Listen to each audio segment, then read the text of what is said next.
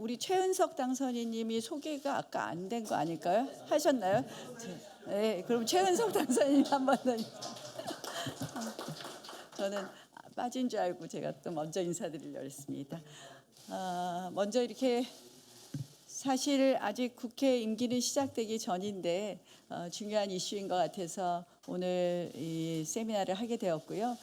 이 세미나에 함께해 주신 많은 우리 의원님들 또 전직 의원님들 또 당선인님께 감사드립니다. 그만큼 이 이슈에 관심이 많으신 거라고 생각을 하고 함께 또 우리가 연금과 저출산, 저는 사실 저출산에 조금 더 방점을 두고 있습니다. 같이 고민했으면 하는 그런 생각입니다. 오늘 또 이 세미나가 있기까지는 우리 지금 21대 국회의 최고의 연금 전문가이고 금융 전문가이신 윤창현 의원님께서 같이 해주셔서 너무 감사하다는 말씀 드립니다. 뭐 저출산 문제는 제가 저출산위원회 부위원장을 잠시 맡았을 때보다도 지금은 정말 더 뜨거운 관심인 것 같습니다. 합계 출산율이 나올 때마다 우리의 가슴을 덜컥덜컥하게 하는데요. 이제는 뭐 합계 출산율 0.72까지 내려가기도 했습니다. 과연 우리 대한민국 인구가 얼마만큼 줄어들까를 생각하면 당연히 이 저출산 문제를 해결할 수 있는 툴은 다 써봐야 된다고 생각을 하고요. 제가 해보면 저출산 문제는 하나만으로는 해결되지 않는다. 결국 종합적인 이 우리의 정책, 결혼을 할 수 있는 일자리, 그리고 주거, 보육, 교육 이렇게 라이프 사이클별로 이런 우리가 준비를 해야 되고, 한 축으로는 결국 이민 문제는 어떻게 할 것이냐, 또 우리 결혼 형태는 어떻게 할 거냐, 이런 문제에 이르기까지 정말 다양한 툴로 봐야 된다고 생각을 합니다. 그리고 또 하나 이제 제가 늘 고민하는 지점은 결국 저출산 문제는 돈을 준다고 아이를 낳지는 않지만 또 돈과 관련 없이 또 저출산 문제는 해결되지 않는다, 이런 생각을 많이 합니다. 그런데 이제 이 저출산 문제와 함께 이 대두되는 것이 저는 연금 문제라고 생각을 하는데, 연금 개혁이 이제 사실은 21대 국회에서 마무리됐으면 했는데 마무리 못 되고 이제 22대 국회로 결국은 과제가 넘어온 것 아닌가 해서 우리가 22대 국회에서 해야 될 연금 문제에 대해서 좀 더 깊이 들여다봐야 되지 않나, 이런 생각을 합니다. 근데 연금에 대해서 지금 어떤 그런 좀 연금 개혁을 할 때 우리가 유의해야 될 점 중에서 하나는, 결국은 첫 번째는 미래 세대들, 2030 등 미래 세대들이 연금에 대한 불신이 크다는 겁니다. 결국 연금이 우리가 원래는 완전 적립식을 과 부가식의 좀 혼합형, 그러나 완전 적립식을 목적으로 해서 만들어진 연금이 사실상 이제는 부가식으로 되면서 미래 세대가 결국 내가 낸 돈으로 우리 기성세대들을 부양하고 나의 뒷세대는 없는 것 아닌가 해서 연금에 대한 불신이 크기 때문에 이 연금에 대한 불신을 해소하는 것으로 연금 개혁의 가닥이 잡아져야 되는 것 아닌가 하는 게 한 가지 생각이고요. 또 하나는 이 저출산 때문에 사실은 연금에 대한 불신이 생기는 거거든요. 미래 세대가 없기 때문에, 미래 세대가 없기 때문에 내 연금 납부한 것을 누가 보충해 줄 것이냐는 것이 있고, 또 하나는 그러면 이렇게 저출산이 있게 된 것을 연금과 연계해서 해결할 수 있는 방법은 없느냐 하고 고민을 했을 때 이런 게 있는 것 같아요. 예전에 농경사회나 예전만 해도 아이가 자산이었습니다. 아이가 많으면 아이가 부모를 부양했는데요. 지금은 아이가 부채가 되었습니다. 그게 뭐냐? 아이를 안 낳는 이유를 물어보면 첫 번째 이유가 남자는 주거, 두 번째는 교육을 얘기하고요. 여자는 자아실현, 두 번째가 교육을 얘기합니다. 교육은 교육 제도만의 문제가 아니라 바로 교육비입니다. 결국 아이를 낳으면 부채, 결국 내가 돈을 많이 쓰게 된다라는 것이 있기 때문에 결국 이 아이 출산과 연금을 연계하는 것, 지금 출산 크레딧 제도가 있습니다. 그러니까 둘째 아이를 낳으면 1년을 출산 크레딧을 줍니다. 한마디로 1년 연금을 납부한 것으로 해주는데요. 이것만으로는 실질적으로 충분한 연계가 되지 않는다. 그래서 이러한 제도를 좀 다시 들여다봐야 되는 것 아니냐. 그래서 연금을 통해서 출산율을 제고할 수 있는 방법이 없을까 해서 오늘 저는 저출산 문제를 해결하는 거에 굉장히 중요한 부분이라고 생각해서 오늘 세미나를 개최했습니다. 근데 사실 22대 국회에서 이게 좀 활발하게 논의됐으면 좋겠는데 뭐 제가 오늘도 이 이야기 하니까 언론인들이 다 이건 관심이 없고 몇 분이나 오시나요? 이런 것만 자꾸 물어보더라고요. 그래서 제가 이게 제일 중요한 과제니까 이 의제에 좀 집중해 달라고 했는데 22대 국회에도 사실은 저는 22대 국회에서 이 인구 문제하고 기후 문제에 대한 틀을 만들고 국가가 이 부분에 대해서 준비할 수 있는 일종의 국가 대개조가 이루어지는데 우리가 22대 국회가 올인해야 되는데 보니까 처음부터 특검법 때문에 뭐 특검법을 하는 몇 개를 하느니 이러고 있기 때문에 22대 국회가 과연 우리가 해야 될 일을 할 수 있느냐 하는 그런 의문이 많이 듭니다. 그래서 오늘 우리가 이러한 것을 22대 국회 시작하기 전에 하는 이유는 앞으로 22대 국회가 가야 될 일은 특검인이 하는 이런 정쟁에만 몰입될 것이 아니라 우리가 해야 될 일을 하는 그런 22대 국회가 되었으면 하는 그런 바람으로도 이것을 시작했다는 말씀을 드립니다. 오늘 정말 우리 황우여 비대위원장님 분초를 다투면서 바쁘실 텐데 와주셔서 너무너무 감사하고요. 추경호 원내대표님은 갑자기 훅 들어오는 여러 가지 제안 때문에 고생이 많으실 텐데 또 와주셔서 감사합니다. 두 분이 또 관심 가져주시고 또 비대위원님들 또 당선인들 함께해 주시니까 앞으로 이 의제가 22대 국회에서 잘 해결될 수 있지 않을까 이런 생각을 하면서 와주신 모든 여러분들께 감사 인사드리는 것으로 기회사 말씀을 마치도록 하겠습니다. 고맙습니다. 감사합니다. 또 함께 많은 준비를 해주신 윤창현 의원님의 환영사가 있겠습니다. 큰 박수 부탁드립니다. 아이고, 감사합니다. 네. 이제 이렇게 임기가 끝나기 전에 또 이런 훌륭한 세미나를 또 공동 주최할 수 있게 해주셔서 대단히 감사하게 생각하고 나경원 의원님 그리고 우리 비대위원장님 또 원내대표님 축하드리고 또 비대위원님들 의원님들 감사드립니다. 이번에 연금 개혁을 끝냈어야 되는데 못 끝내고서 저도 연금 개혁 특위에 있었지만 참 가슴이 아프고 또 좀 쑥스럽기도 합니다.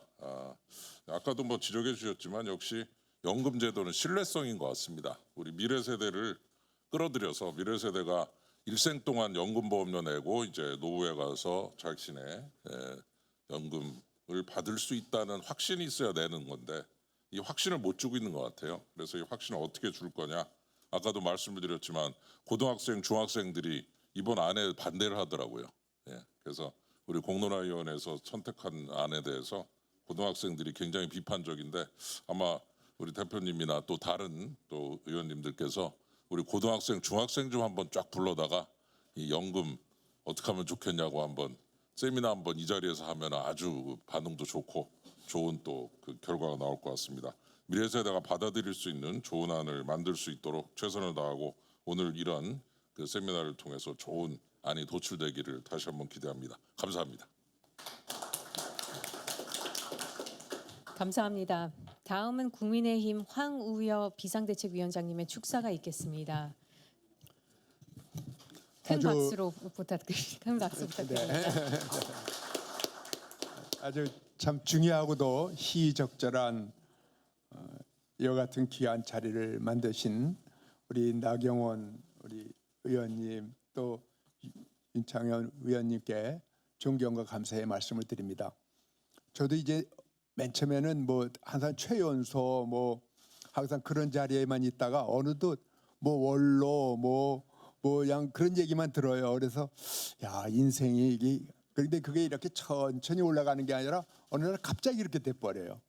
그런데 이제 제 나이가 되고 이렇게 보니까 인생을 내가 어떻게 살았나 하는 생각을 하는데 태어나고 죽는 거는 내 맘대로 안 되죠.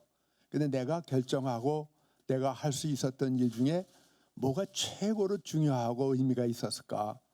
저한테는 그것이 사랑하는 아내와 결혼한 일과 또 그 사랑의 결실로 둔 일남이녀의 내 애들이다. 그리고 지금 손주가 또 쫙 이렇게 나오거든요. 너무 그것이 저한테는 마지막에 그야말로 내 인생의 축척이다. 그리고 보람이고 가장 소중한 거다라는 것이 제 솔직한 고백입니다. 아마 모든 분들이 내심으로는 그런 생각을 하실 거예요. 그런데 우리 현실이 결혼하기도 어렵고 더더군다나 아기 갖고 키운다는 거는 아이고 뭐 할아버지건 뭐 생각도 못해요 이런 분위기거든요. 이거는 바로 저희들의 책임입니다. 그래서 이거는 우리 나경원 지금 이사장님 말씀처럼 하나 가지고 해결될 문제가 아니라 국가 전체가 재조정, 재구조를 도모해야만 이 문제가 해결된다. 저도 그렇게 생각합니다. 그리고 이 문제가 해결되면은 그냥 그것이 바로 행복한 나라가 되는 순간이다 이렇게 생각을 해요. 그래서 우리는 왜 젊은이들이 결혼이 늦어지는가? 또 늦어졌으니까 이제는 아기 낳기가 왜 힘든가? 이런 문제를 누구의 문제가 아니라 우리 국가의 우리 모두의 문제로 해서 최우선으로 이 문제에 집중해야 된다라는 것도 저도 동감합니다. 아마 22대 국회에는 우리 이사장님 말씀처럼 이 문제가 집중적인 국회에서 논의되고 반드시 해법이 나왔으면 좋겠습니다. 우리 특히 연금하고 이 문제와는 아주 밀접한 관계에 놓여 있는데 55년이면 연금이 고갈된다 그러니까 젊은 사람들이 연금에 가입을 안 하려고 그런 운동이 일어나요. 빨리 이걸 해결하지 않으면 이 연금 체제 자체가 위태로워지기 때문에 그렇다면 더더군다나 아기 갖고 가정 유지하는 것이 거의 불가능하게 될 수가 있기 때문에 이 두 문제는 동전의 양면 같은 하나의 문제다. 저도 그렇게 생각합니다. 다행히 우리 나경원 대표님은 우리 저출산고령사회위원회 부위원장님을 역임하셨기 때문에 평소부터 이 문제에 대해서 많은 해박한 여러 가지 해법을 가지고 계시리라고 믿고 윤창현 의원님은 또 경제 전문가로서 특히 이 재정 부분에 탁월하신 어른이라 두 분이 힘을 합해서 이 문제를 함께 두 가지 시각에서 하나의 문제 해결을 해내 가셨으면 좋겠다 꼭 말씀드리고 싶습니다. 아주 이 자리가 너무 소중하기 때문에 발제하시는 분, 토론하는 분들의 고견을 저 자신도 귀 기울이고 많이 공부하겠습니다. 참석하신 모든 분들이 이 문제에 관심 가지신 것에 대해서 다시 한번 감사드리고 이 모임이 지속적이고도 결실이 있는 귀한 모임이 되기를 간절히 소망합니다. 감사합니다. 감사합니다. 그 사이에 김민전 당선인님이 오셔서 소개드립니다. 이어서 국민의힘 추경호 원내대표님의 축사 말씀 듣겠습니다.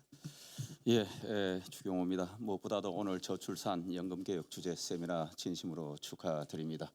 그리고 조금 전에 비대위원장님께서 항상 최연소 젊은 때 이렇게 있다가 나이가 들어서 지금 원로가 됐다고 하시는데 요즘 이런 노래 있지 않습니까? 내 나이가 어땠어? 그래서 그 왕성한 에너지와 열정으로 우리 당을 잘 새신도 이끌어 주시고 전당대회 등 현안 문제 잘 해결해 주시라고 모셨으니까 그 나이가 아무 문제가 안 된다 말씀을 드립니다. 나경원 우리 의원님은 여러분이 뭐 다 잘 아시다시피 우리 당의 정말 대표 되시는 대표급 간판급 우리 의원님이십니다. 모든 의정 활동에 정말 진심이신데 사실은 이 주제가 굉장히 중요하지만 5월 30일 22대 시작하면서 이렇게 시작하셔도 될 문제인데 이 문제에 대해서 평소에도 너무너무 많은 문제 인식과 그리고 또 해결에 관한 열정이 있으시기 때문에 22대 출범하기 전부터 이렇게 좋은 주제를 갖고 하신 것 같습니다. 오늘 여기 전문가분들 많이 모시고 정말 우리 국민들이 궁금해하고 또 한 번쯤 생각해봐야 되는 그런 여러 토론이 진행될 것 같습니다. 오늘 여기 22대 함께 하실 분들이 다 이 자리에 계시니까 오늘 여기서 나오는 좋은 의견들 그리고 앞으로 또 이와 유사한 세미나 등이 많이 있겠습니다만은 잘 모아서 저희 22대에서는 좀 정말 국민들께서 환영할 만한 그리고 믿을 만한 수용 가능한 그런 대안을 찾도록 하는데 저희들이 전체 의원들이 힘을 함께 모으겠다는 말씀을 드립니다. 다시 한번 축하드립니다. 감사합니다.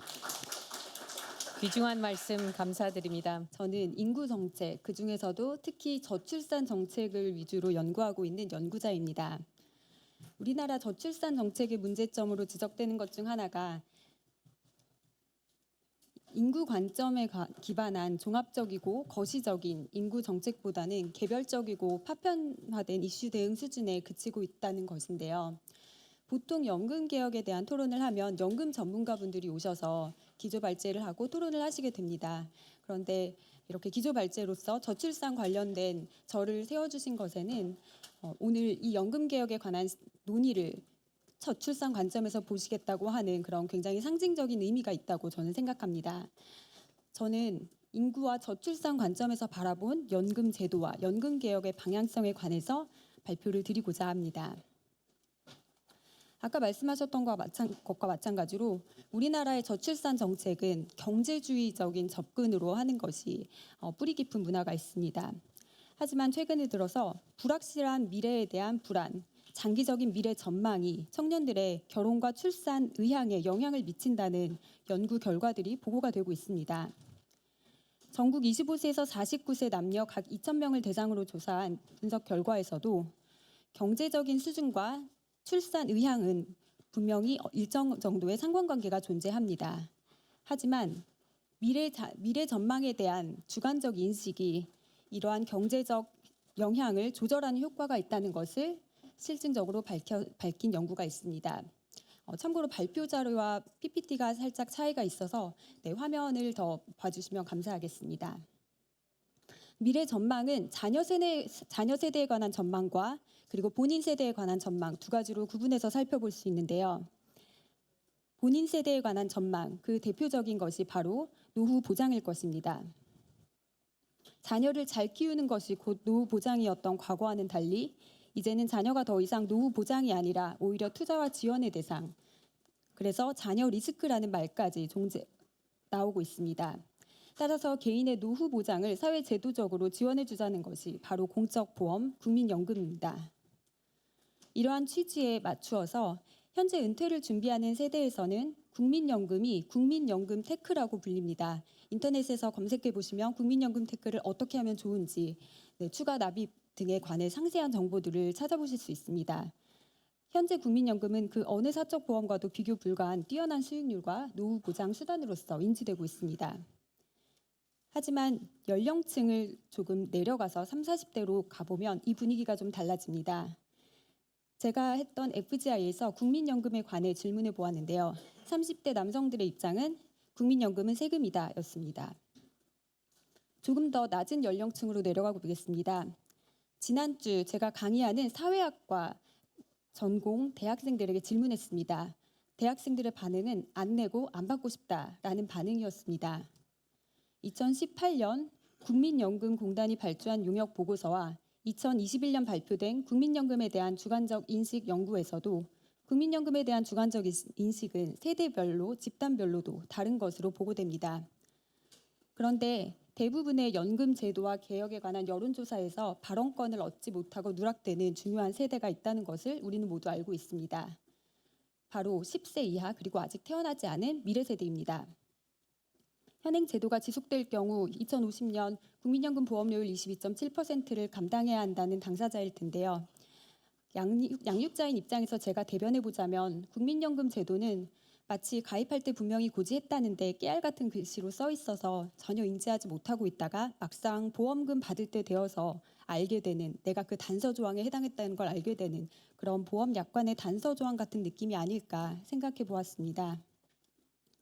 1988년 국민연금 도입 당시 3% 보험료율을 내고 70% 소득 대체율을 받을 수 있었고 2024년 현재 9% 보험료율을 내면 40%를 돌려받을 수 있는 국민연금에 조금 내고 많이 받는 이 마술. 이것이 가능했던 이유는 바로 두 가지입니다. 바로 인구 성장과 경제 성장이죠. 나경원 의원님께서도 이거 조금 내고 많이 받는 마술이라는 표현을 하셨는데 마술은 영어로 보면 두 가지로 번역될 수 있습니다. 하나는 매직이고 하나는 트릭입니다. 저는 국민연금은 트릭이었다고 생각합니다. 이 트릭이 가능했던 것은 그동안 내는 사람이 받는 사람보다 많았고 그리고 경제가 고도로 성장하고 있었기 때문이죠. 하지만 이 두 가지 요인이 모두 변했습니다. 앞으로 조금 내고 많이 받는 이 트릭은 없을 것이라는 것을 전 국민이 알고 있습니다. 그렇다면 국민연금 문제는 누가 더 내고 누가 덜 받느냐는 이 파이를 나누기 차원의 문제가 아닙니다. 이 파이 자체가 사라지냐 마냐 하는 이 존재론적인 문제가 되었습니다. 지속 가능하도록 운용 방식 자체를 바꾸는 개혁이 시급합니다. 그리고 지속 가능하도록 그 시스템 자체를 어떻게 바뀌든지 간에 현재 수준보다 더 많이 내고 현재 수준보다 조금 받게 될 구조일 가능성이 매우 높습니다. 그렇다면 어느 시점에 갑자기 많이 내거나 어느 시점에 갑자기 조금 받는 게 아니라 양쪽 끝단을 동시에 조정해서 최대한 연착륙할 수 있게 바뀌어 가야 한다고 생각합니다. 하지만 최근 연금개혁 공론화 과정을 보면 지금 수준보다 더 내고 지금 수준보다 더 받자 또는 지금보다 더 내고 그대로 받자라는 선택지는 있는데 지금보다 더 내고 지금보다 덜 받자라는 논의는 아예 테이블 위에 올라오지조차 못했습니다. 오히려 지금 수준보다 더 많이 받아야 한다는 주장이 힘을 받고 있는 근거로 우리나라의 노인 빈곤 문제가 소환되는 것이 눈에 띄었습니다. 하지만 노인 빈곤 문제, OECD 통계 기준 40.4%라고 하는 이 문제는 사실 평균의 함정입니다. 노인 빈곤율을 세대별로 나눠서 살펴보면 1950년생을 기준으로 이전 세대와 그 이후 세대가 뚜렷하게 대비되고 있어서 노인 빈곤 문제는 고령 세대 내에서도 이질성을 고려한 접근이 필요하다는 것을 시사합니다. 무엇보다도 정말로 지원이 필요한 취약계층은 국민연금 수급 자격이 안 되어서 취약계층에 놓인 상황입니다. 따라서 노인 빈곤 문제는 국민연금이 아니라 기초연금 개혁 또는 국민연금 사각지대에 놓여 있는 취약계층이 국민연금 최소 가입 기간을 충족할 수 있도록 지원하는 방식으로 접근하는 게 타당합니다. 그리고 국민연금의 본래 취지인 노후소득 보장은 명목 대체율 인상이 아니라 국민연금 가입 기간을 확대해주는 방식을 통해서 접근해야 할 문제입니다. 우리나라 사람들의 실제 연금 수령액이 주요 국가에 비해 낮은 이유는 소득 대체율 자체의 문제이기보다는 평균 가입 기간이 짧은 문제에서 비롯되기 때문입니다. 현재 가입 기간을 확대하는 방안으로 제시되는 의견들을 살펴보면 18세 자동 가입을 통한 가입 기간 확대, 크레딧 제도 확대 방안 등이 논의되고 있습니다.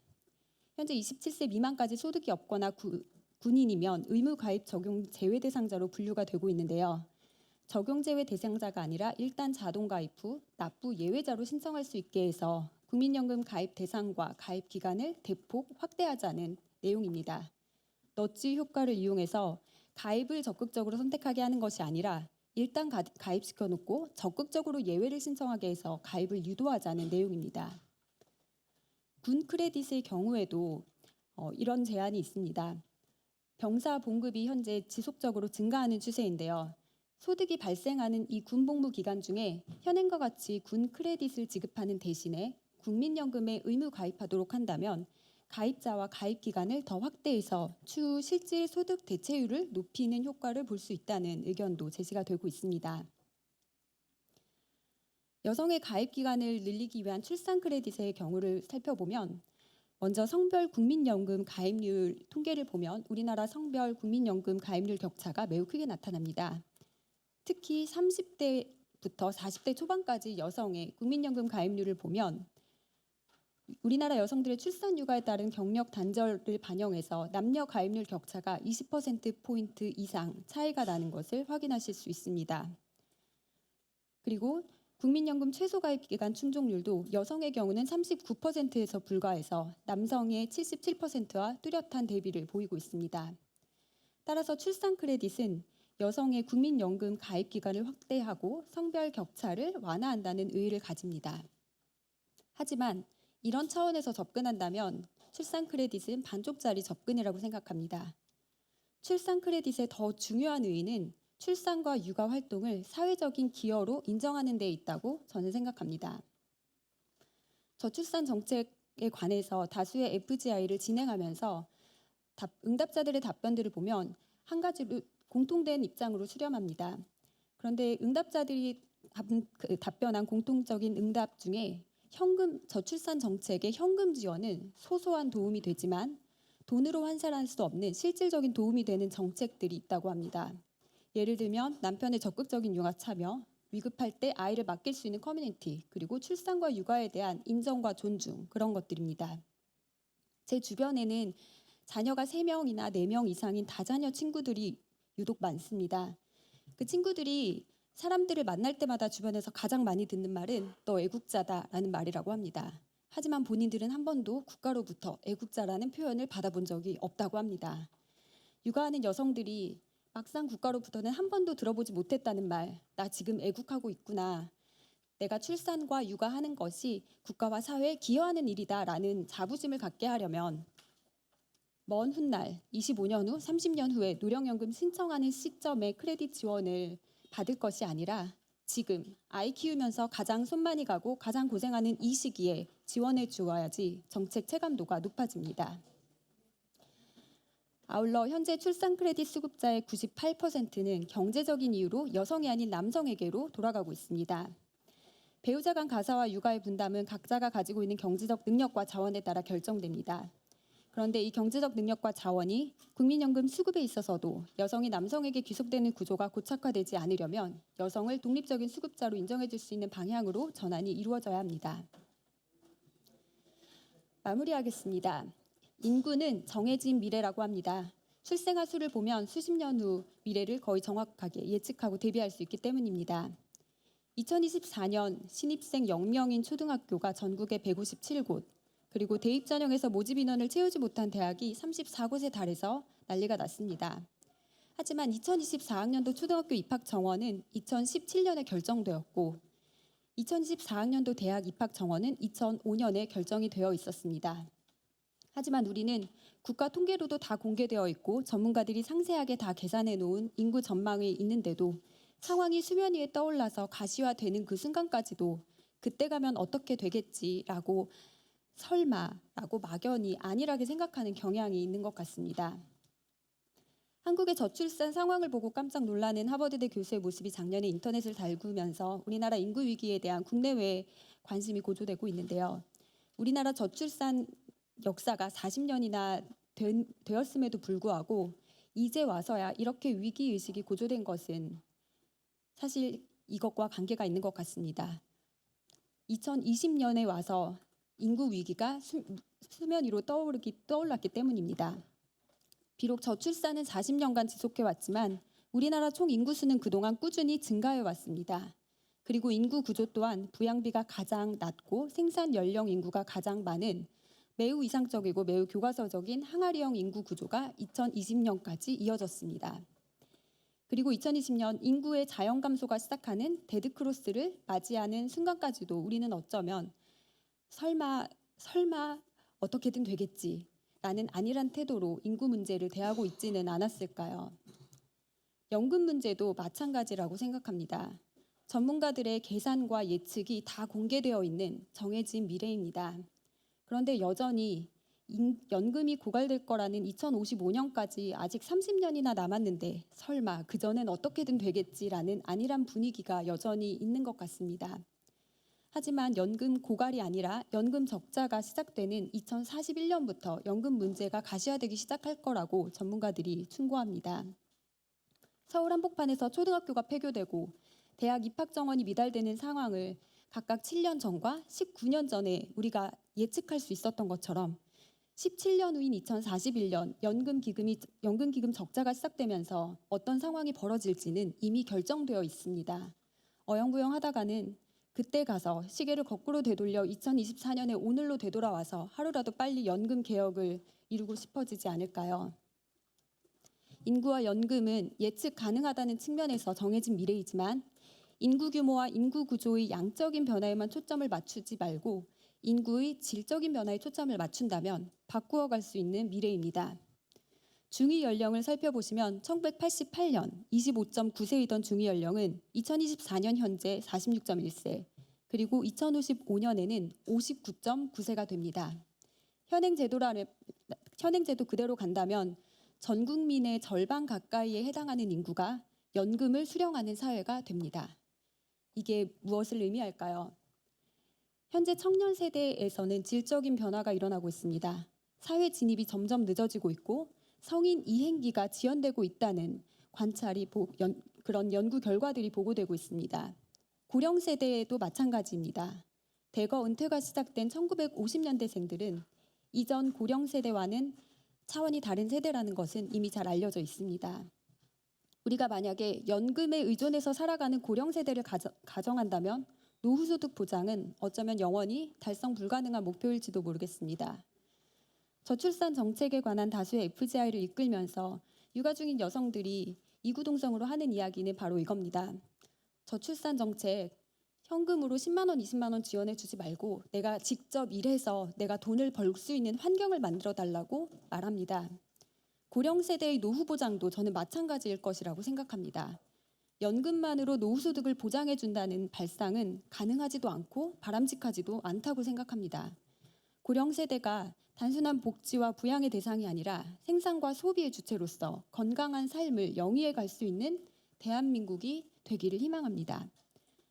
그런 방향으로 국민을 안심시키고 설득시키면서 연금 개혁에 성공하기를 바랍니다. 구체적인 연금 개혁 방안에 대해서 전문가분들의 해안이 담긴 토론을 기대하면서 이상으로 발제를 마치겠습니다. 경청해 주셔서 감사합니다. 박사님 말씀 잘 들었습니다. 우리나라처럼 단기간에 출산율이 급격하게 떨어지고 이와 연결되는 연금 문제까지 심각하게 발생하게 되는 상황은 세계 여러 국가에서 찾아보기 어려운 사례입니다. 더 밝은 미래, 지속 가능한 대한민국을 만들기 위한 인사이트 공유해 주셔서 다시 한번 감사드립니다. 이제 토론 시간을 갖겠습니다. 토론자로는 국민의힘 윤창현 의원님, 한국개발연구원의 이강구 연구위원님, 국민연구연구원의 정인영 부연구위원님이 함께 해주시겠습니다. 토론에 앞서 세 분 토론자의 발표를 간단히 청해 보도록 하겠습니다. 시간 관계상 발표자당 5분 이내로 부탁드립니다. 윤창현 의원님은 경제, 금융 분야 전문성을 바탕으로 국회 연금개혁특별위원회에서 국민 모두의 건강한 노후를 위한 다층 소득보장체계 완성을 목표로 뛰어오신 분입니다. 지난 21대 국회의원 임기 동안 원금 보장형 디폴트 옵션 항목을 추가한 근로자 퇴직급여보장법 시행을 시작으로 퇴직연금의 연금 기능 강화, 저소득 근로자 매칭 지원제도 법적 근거 마련과 디폴트 옵션 비효율 개선을 골자로 한 연금 구조개혁 법안을 차례로 추진해 오셨습니다. 특별히 오늘 토론 패널로서 다층 연금 체계 완성과 지속 가능한 연금 재정을 위한 탁월한 인사이트를 제공해 주실 것으로 기대됩니다. 윤창현 의원님께 큰 박수 부탁드립니다.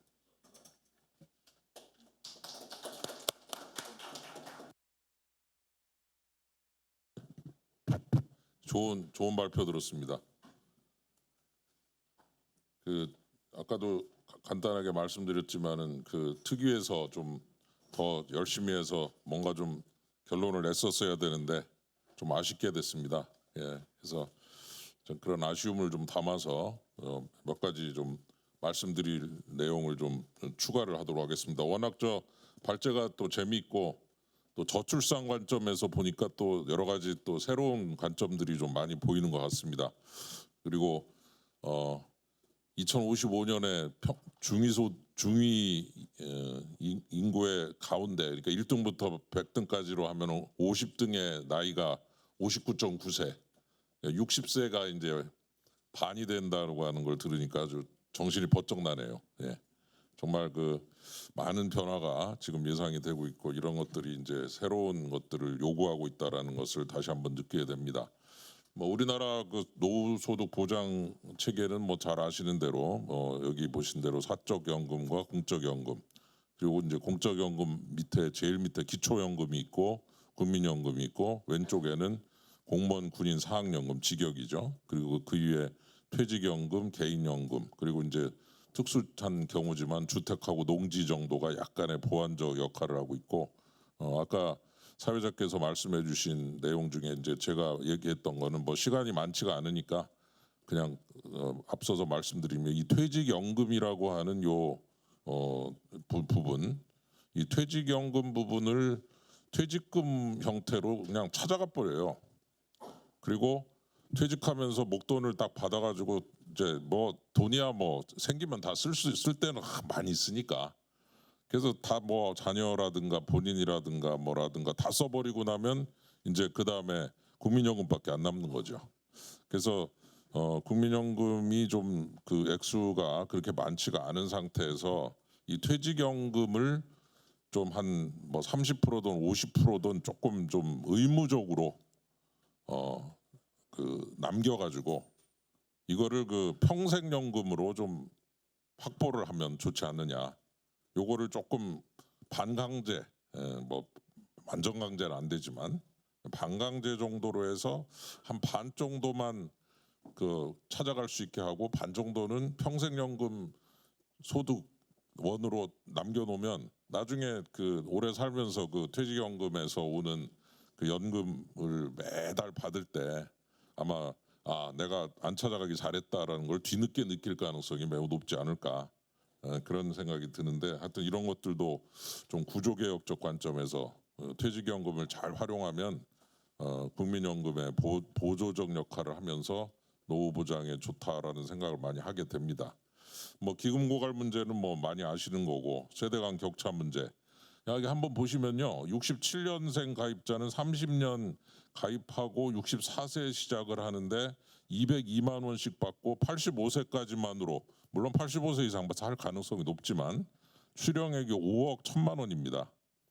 근데 2000년생 가입자는 30년 65세고 124만 원 받고 총수령액 2억 9천만 원입니다. 그러면은 보시는 대로 거의 반밖에 못 받으니까 우리 젊은 세대들께서 이거 좀 문제 있다라고 생각할 만하게 벌써 돼 있어요. 예. 그래서 이제 이런 식으로 그 미리 가입하신 분들한테 너무 좋아요. 예. 보시면은 5억을 받고 2억 9천을 받으니 이거 뭐 이거 나이 든 세대는 박수 막 칠만 하고 그리고 저 젊은 세대는 이거 너무하신 거 아닙니까? 지금 아마 저 초등학생이나 중학생들은 와서 막 소리 지를 겁니다. 이거 뭐 하시는 겁니까 이거? 우리를 뭘로 보시는 겁니까? 뭐 이렇게 나올 가능성이 높아서 이 좀 제가 볼 때는 그 문제가 많이 있다라고 하는 것을 볼 수 있고 벌써 다 알고 계십니다. 이거 보시면은 미래 세대한테 불리한 제도냐? 그렇다 보시면은 60대 이상 40, 50대 57, 40대 70, 30대 79 아주 화끈하죠, 그죠? 다 알고 있습니다, 벌써. 연금 탈퇴하고 싶냐도 전부 다 느낌이 있는 거죠. 부정평가도 그렇고. 그래서 이미 이제 이 제도가 들켰어요. 우리 젊은 세대가 다 이제 알기 시작했습니다. 뭔가 음모론이다. 내가 지금 저 윗분들한테 당하고 있다. 그래서 아마 더 불신이 더 강해지고 있지 않는가.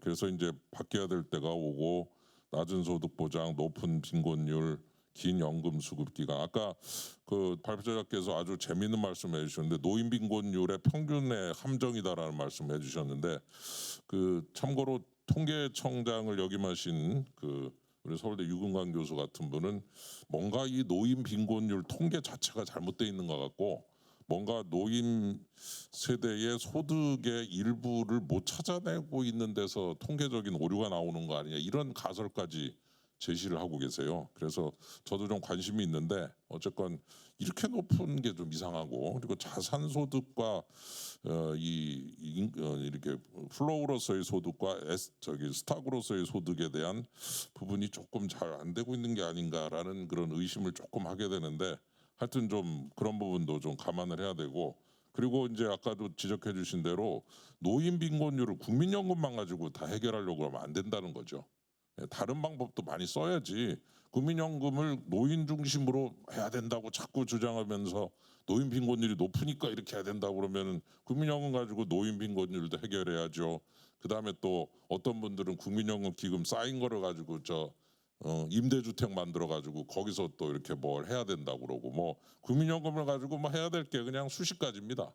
너무 많은 목표를 이렇게 국민연금 하나 가지고 해결하려고 그러다가 그 목표 하나도 제대로 해결 못하고 다 엉망이 될 수도 있기 때문에 이 국민연금으로 해결해야 될 부분을 조금 이렇게 축소시키고 좀 어느 정도 범위를 구체화시켜서 국민연금은 여기까지만 하고 나머지는 다른 제도를 통해서 해야지, 이 많은 문제들을 국민연금 하나 가지고 다 해결해야 된다는 식으로 나오면 절대로 저는 이게 지속 가능성이 담보될 수 없다라고 생각이 들고, 실제로 연금의 초저출산 문제, 생산 가능력 급감, 크레딧 확대 이런 문제로 인해서 생기는 많은 어려움이 있다, 이렇게 볼 수 있겠습니다.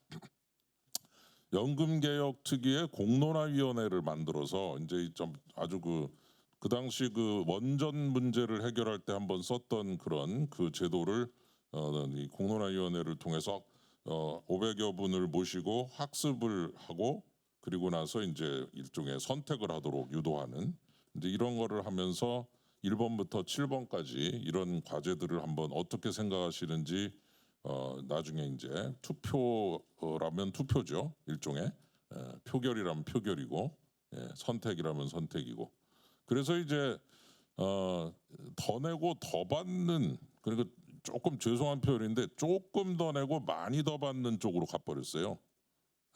그래서 너무 좀 안타깝습니다. 그래서 고갈 시점도 뭐 2060년 정도인데, 제가 이제 주목하는 거는 요 제일 밑에 오른쪽을 보시면은 고갈 시점을 언제까지로 연장해야 된다고 생각하십니까? 그럴 때 2090년 이후를 선택하신 분이 무려 24%입니다. 그래서 같은 집단 내에서 이 고갈 시점만을 가지고 봤을 때는 뒤쪽으로 가야 된다는 쪽, 2085, 80, 75 쪽이 굉장히 많아요. 반이 넘습니다. 75년 이후로만 더하기를 하면. 근데 이분들이 이 구체적인 안, 즉 그 소득 대체율과 그 보험료율을 선택하실 때는 이 고갈 시점이 60년으로 오는 5.3%를 선택하셨는데, 그리고 나서 그거를 선택하신 걸 보면서 이거 좀 어째 좀 뭐가 안 맞는 건가, 이런 생각도 좀 하게 되고, 좀 이 선택에 대해서 이게 참 어려운 선택이구나라는 것도 느끼고, 좀 복잡합니다, 속내가. 그래서 기금 소진 시점을 6년 연장, 7년 연장, 뭐 이 부분은 뭐 잘 아시는 거고, 이제 쉽게 말해서 지금 태어난 애가 40년 후에 40세가 되는, 이제 걔가 지금 얼마를 내느냐, 최고 43%를 내야 돼요. 그러면은 월 뭐 자기 소득의 43%를 일단 저기 보험료, 국민연금 보험료 내고, 세금 내고, 그다음에 의료보험 내고, 뭐 내고 하면은 아마 한 500만 원 받으면 한 300만 원 내지 한 350만 원을 다 내고 나서 자기는 한 100만 원 쓰는 거죠, 뭐. 그래서 이렇게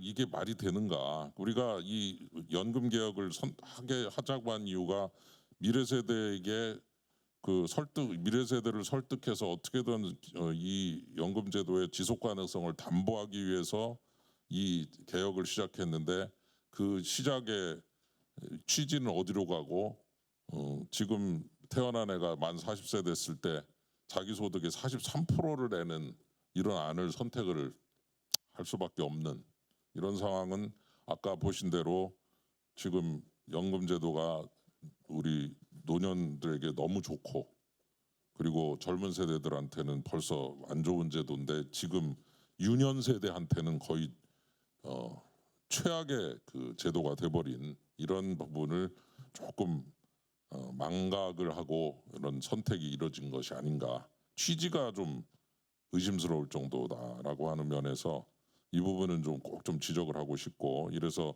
특위에서 부결을 시키게 된 이유도 결국은 이제 그런 데서 오는 문제였고, 나중에 가서는 이제 우리 여야 간사님께서 계시고 우리 위원장님 사진을 보는데, 이 세 분이 합의를 하고 해외를 가서 한번 쫙 이렇게 시찰도 가시려고 그러다가 결국 합의를 못 해가지고 해외도 못 가셨습니다. 굉장히 안타깝게 됐는데, 그리고 뭐 합의도 안 했는데 뭐 해외 가냐 그래가지고 저도 가는 걸로 알고 계셨는데, 저는 안 가는 걸로 처음부터, 이 자리를 빌어서 분명하게 말씀드리는데, 가는 건 요 세 분만 가는 걸로 돼 있었지, 저는 아예 처음부터 배제가 돼 있었는데 제가 가는 걸로 알고 있어가지고 저에 대해서까지 너는 뭐 하는 거냐 막 이러고 예, 그래서 억울하게 당했다 이런 생각을 하게 되는데 예, 어쨌건 마지막에 이렇게 됐습니다. 43, 45로까지 내려오고 보험료를 9에 40이거든요. 지금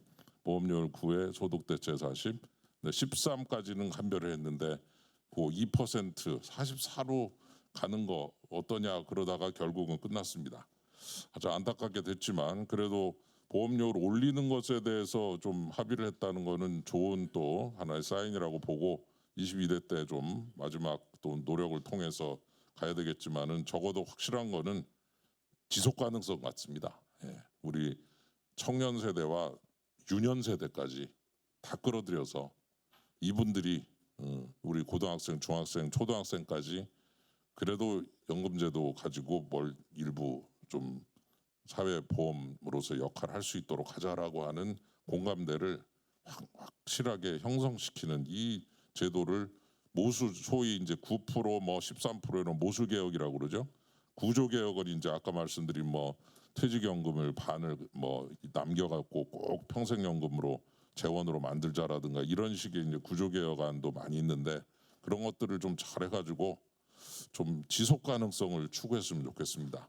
예, 그래서 정말 지금 우리에게 필요한 거는 더 받겠다 이런 것이 아니라 젊은 세대, 유년 세대까지 포함한 지속 가능성을 확보하는 것이다라는 걸 다시 한번 강조드리면서 이 문제가 해결이 되면 저출산 문제도 같이 연결돼서 잘 될 것 같다는 그런 좀 희망도 가지면서 오늘 발표를 마치도록 하겠습니다. 고맙습니다.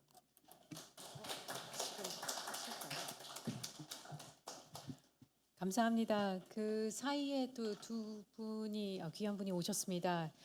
서지영 당선인님께서 또 참석해 주셨습니다. 또 신보라 한국여성인권진흥원장님 또 참석해 주셨습니다. 감사합니다.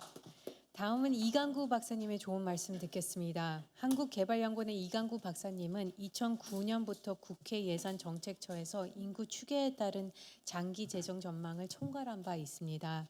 2021년부터 KDI에서 미래 세대에게 불리하지 않을 국민연금 개혁 방안을 연구하고 있습니다.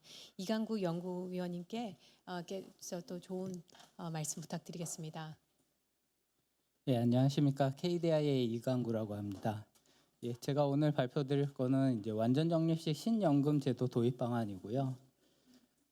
제 국민연금 개혁 필요성은 존경하는 이제 윤창현 의원님께서 거의 자세히 설명해 주셔서 저는 간단하게 넘어가겠습니다.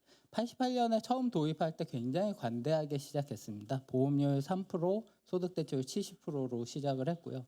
지금 보험료율 9%, 소득대체율 40%로 가고 있는 상황입니다.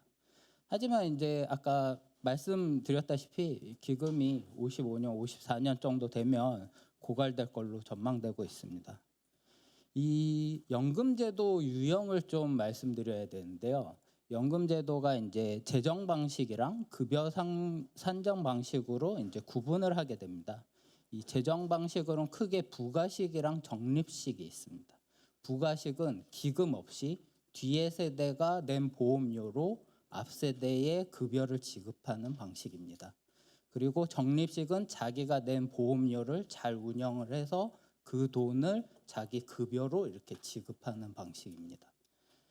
아까 권다운 박사님께서 잘 보여주셨다시피 88년 도입됐을 때는 이제 밑에 연령층이 많고 위에 고령층이 없기 때문에 사실 부가식으로 해도 전혀 문제 없는 방식이었습니다.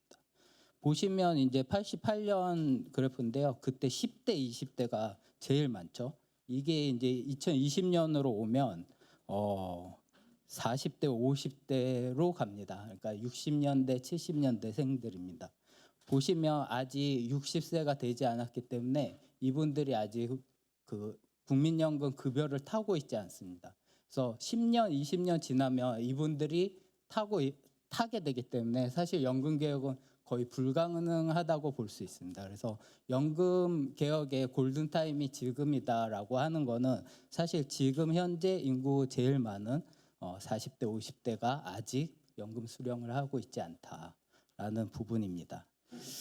그래서 보험료율을 지금 9%에서 18%로 올리면 과연 해결이 되느냐? 물론 적립기금 고갈 시점을 늦출 수 있습니다. 하지만 79년, 80년 되면 마찬가지로 이것도 고갈이 됩니다. 그래서 만약에 고갈이 되면 어떻게 되냐? 현재 시점에서 개혁 없이 가면 55년 이후에 세대들이 보험료로 30%, 40%를 내야 그때 약속돼 있는 급여를 지급할 수 있습니다. 18%로 올린다고 하더라도 2080년 되면 고갈되기 때문에 그때 보험료 내는 사람들이 40%, 30%를 내는 거는 마찬가지입니다.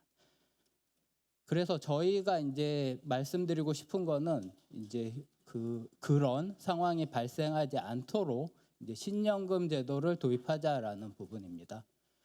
여기서 이제 기대 수익비 1을 만족하는 신연금 제도를 도입하자라고 이제 저희가 말씀드리는데요. 기대 수익비 개념을 조금 말씀드려야 됩니다.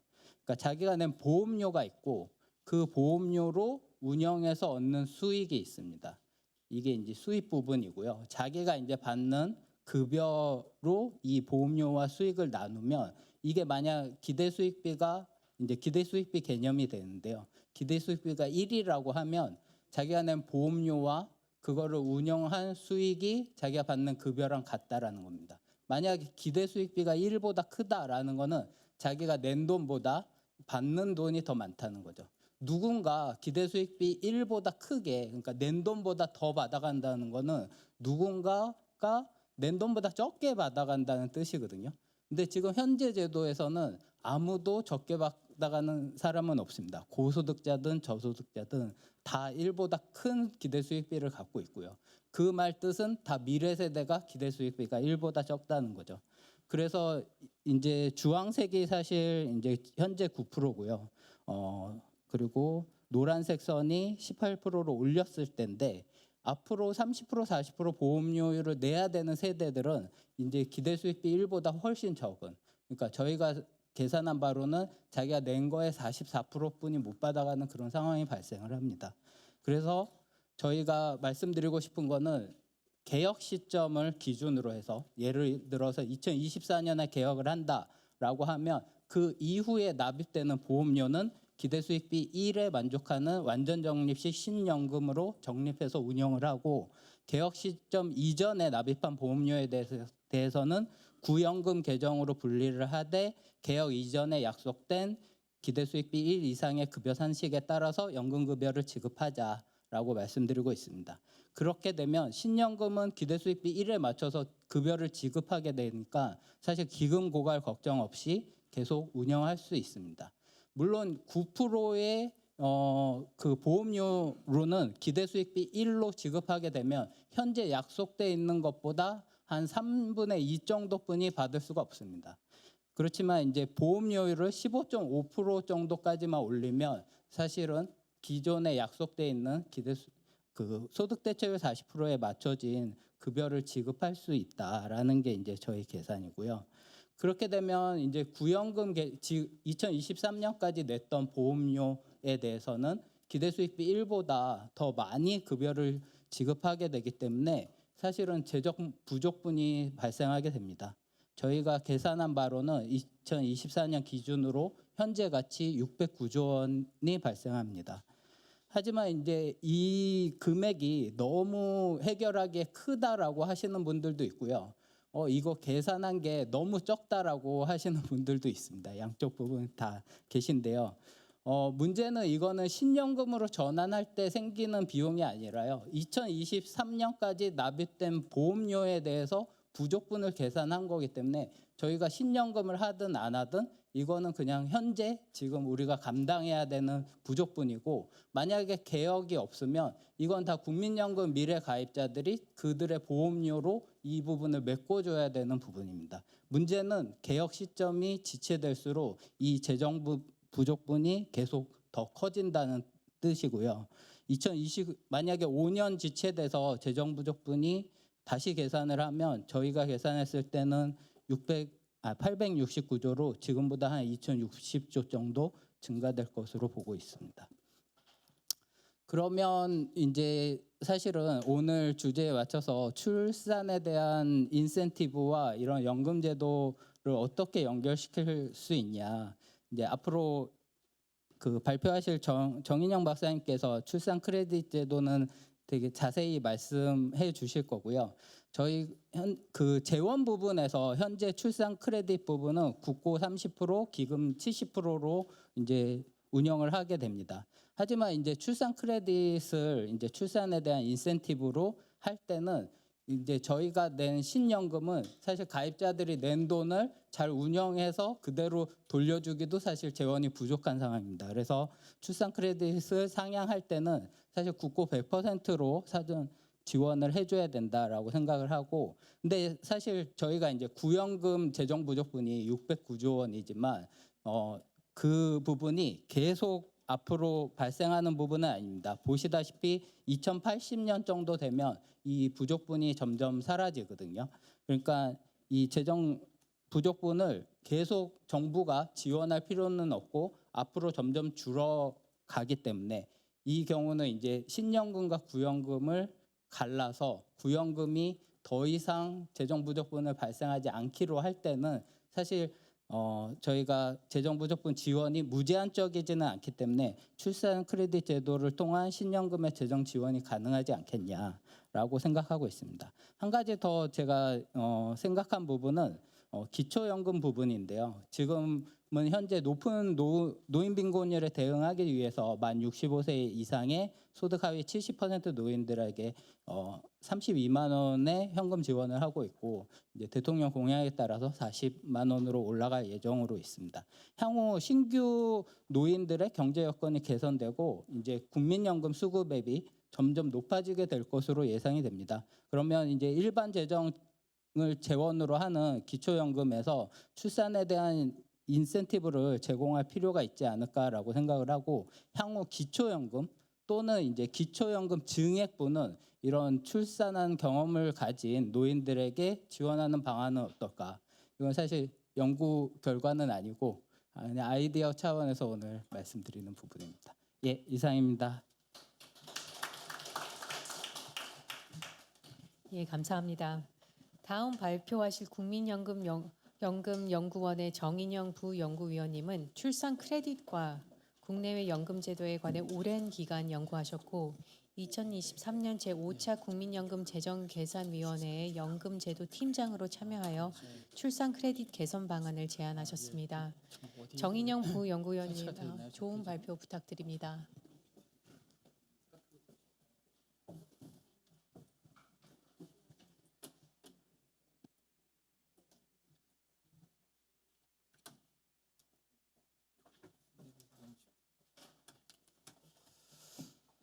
네, 반갑습니다. 국민연금연구원의 정인영입니다. 오늘 앞에 발제하신 분들 또 토론하신 분들이 큰 전체적인 지금 국민연금의 공적연금의 개혁 방향 중심으로 많이 말씀해 주셨고, 저는 오늘 이제 이 주제에 맞게 출산율 제고와 또 사각지대 완화를 위해서 국민연금 출산 크레딧을 어떻게 개선하면 좋을지에 대해서 말씀을 드리도록 하겠습니다.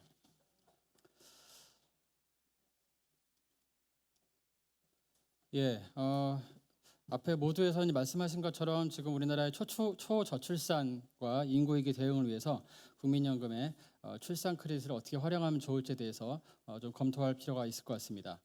크레딧 제도라고 하는 것은 사회적으로 가치 있는 행위 또는 사회적 기여나 기여에 대해서 보상 차원에서 국민연금 가입 기간을 추가로 인정하는 그런 어떤 제도라고 할 수 있고요. 현재 출산 크레딧과 군복무 크레딧이 실시가 되고 있습니다. 국민연금 크레딧 제도는 결론적으로 말씀드리면은 선진국에 비해서 적용 대상이라든지 인정 기간, 인정 소득 등 여러 가지 보장성이 낮기 때문에 지속적으로 개선이 필요하다는 목소리가 있었고요. 개선 방안에 대해서 사실은 작년에 국민연금 재정 개선이나 또 윤창현 의원이 말씀하신 연금개혁 특위에서 어느 정도 방안에 대해서는 합의가 지금 이루어진 상황입니다. 하지만 재원 문제를 이유로 해서 현재 진전이 안 되고 있는 상황입니다. 출산 크레딧에서 먼저 말씀을 간략하게 좀 드리면은 앞에서 말씀하신 것처럼 2008년 이후에 현재 둘째 자녀 출산 시 추가 가입 기간이 인정이 되고 있습니다. 그리고 이제 누구한테 지급되느냐 그러면 부모의 합의에 의해서 부 또는 모가 단독으로 추가 가입 기간을 인정받을 수 있고요. 서로 합의가 안 되는 경우는 균분해서 또 지급이 가능합니다. 인정 시점은 출산을 했을 때 바로 지급되는 것이 아니고 노령연금을 수급할 시점에 인정이 되고 있습니다.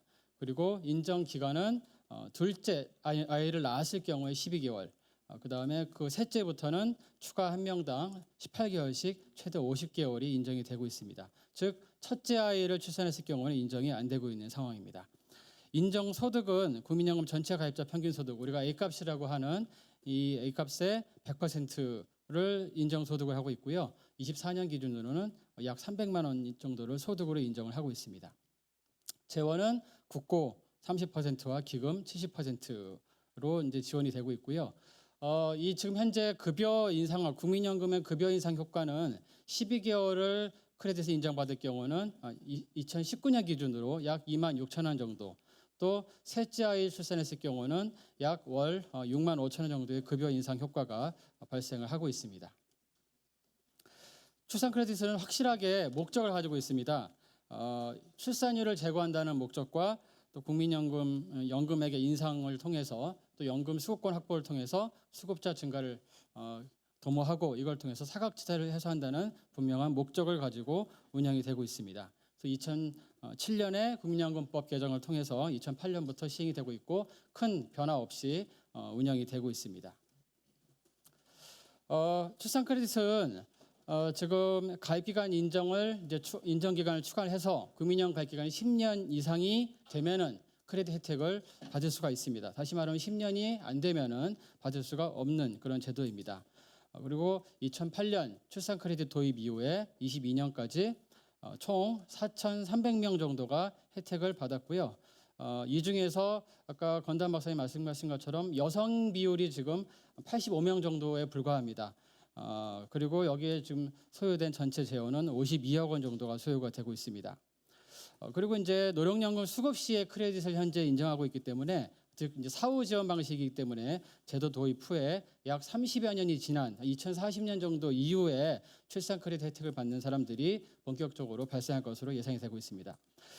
궁금하신 이제 아마 여러분들이 궁금하실 것 같습니다. 왜 출산 크레딧 수급자가 남성이 훨씬 더 많은가? 그 이유는 현재는 부의 연령이 높고 모의 연령이 낮은 그런 부부, 이제 상당수가 외국인 그 부인을 이제 부인과 그 고연령의 남성이 이제 부부인 경우에 이제 2008년 이후에 자녀를 출산을 해서 크레딧 혜택을 보기 때문에 남성이 받는 경우가 상당히 많다고 볼 수 있겠고요. 아마 2040년 이후에는 이런 성비가 어느 정도 좀 조정이 이루어지지 않을까 생각이 듭니다. 자, 출산 크레딧의 현재 가장 큰 문제점은 제도의 목적과 취지를 달성하는 데 상당히 미흡하다는 것입니다. 지금 현재 인정 기간이 짧고 또 수급 시점에 인정을 하기 때문에 그 결국 출산율을 제고하고 수급자의 증가를 통한 사각지대 해소 효과를 기대하는데 상당히 어려움이 많습니다. 앞에서 말씀하신 것처럼 지금 합계 출산율이 작년 기준으로 0.7입니다. 그리고 올해는 더 내려갈 것으로 예상이 되는데요. 즉 자녀가 한 명인 그런 어떤 많은 수의 어떤 부모들은 이 이제 출산 크레딧 혜택을 받을 수가 없다는 게 지금 문제입니다. 즉 둘째 이상 낳아야지 혜택을 보기 때문에 출산율 증가 효과를 그 제고하기는 굉장히 어렵습니다. 자, 출산율이 낮은 이유는 앞에서 말씀하신 것처럼 아이를 키우기 어려운 그런 경제 사회적인 요인들, 뭐 주택, 교육, 뭐 자아 실현 이런 어떤 요인들에 있기 때문에 출산율 하락 추세가 지금 지속되는 것만 가지고 그럼 출산 크레딧 효과가 별로 없는 거 아니냐 이렇게 얘기하기는 굉장히 힘들 것 같고요. 결국 출산율 제고를 위해서는 가능한 모든 그런 정책을 총동원을 해야 된다 생각이 들고요. 그래서 다른 다양한 출산 정책과 시너지 효과를 위해서는 출산 크레딧의 확충이 더욱더 필요한 상황입니다. 그리고 이제 이 출산 크레딧 노령연금의 이제 수급권 발생 시점에 지원을 하기 때문에 수급권 획득을 하지 못한 가입자들은 혜택을 받지 못하는 상황이 발생하고 있고요. 출산과 양육은 주로 30대 전후에서 이루어지지만 이에 대한 보상 차원에서 지급되는 출산 크레딧은 노령연금 획득 시 지원이 되기 때문에 자 이제 어떤 비판이 일어나느냐 재원 부담을 미래 세대에 전가한다 이런 비판이 현재 존재하고 있습니다. 독일이나 스웨덴 같은 선진국들은 일반적으로 행위 발생 시점, 양육 출산 발생 시점에 크레딧을 지원을 하고 있습니다.